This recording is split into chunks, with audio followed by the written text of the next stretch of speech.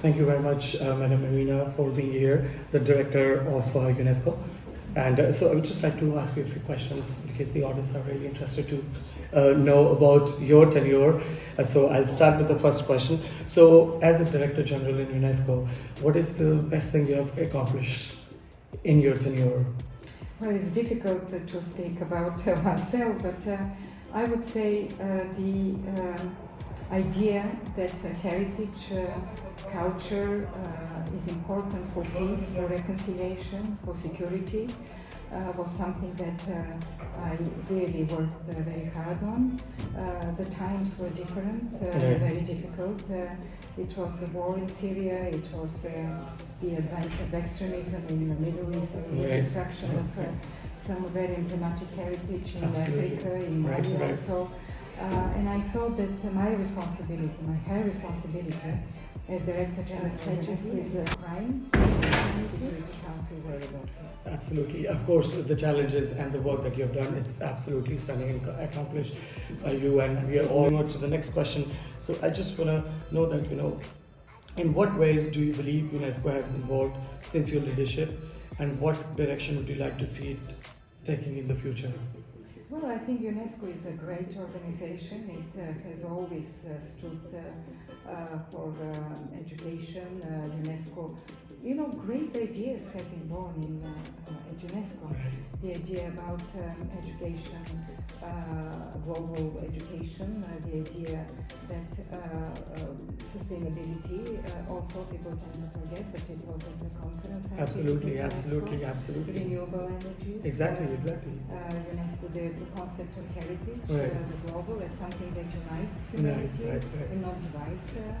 Intangible heritage. So there are great ideas that have been. Ethics has always underlined UNESCO's activities, and it is equally working now. And I'm sure that in the future, even I believe in a globalized world, UNESCO is more important than before.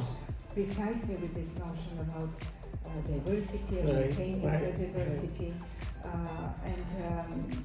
I believe this is one of the organizations, the agencies within the United Nations that have always contributed immensely to this side of I was recently asked, by the way, what actually is UNESCO? What UNESCO stands? What UNESCO stands for? And I was thinking, and I said, well, UNESCO stands for human dignity. Because when you educate a child, when you value and respect his or her culture, when you give them the opportunity further on to become anything that a girl or a boy want to become, and then you create sustainable societies. And I think this is human dignity. Absolutely. It stands for a lot of things that you have absolutely said, even for science, for education, and not to mention the sustainability, which is the biggest topic for now, and like the entire human race which is facing right now, the sustainability, of course, the energy issues and everything. So of course, UNESCO plays as important a role as any other international organization, and that we are glad to have people like you, those who have worked so hard for the past generation and also for current as well as for the future generation. Thank you very much for that.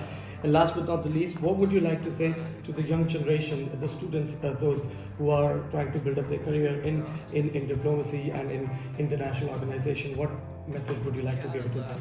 Well, my message would be that I believe there is nothing more important nowadays than multilateralism. All the challenges that we have in the world are common, and only by a common effort we can find a way out.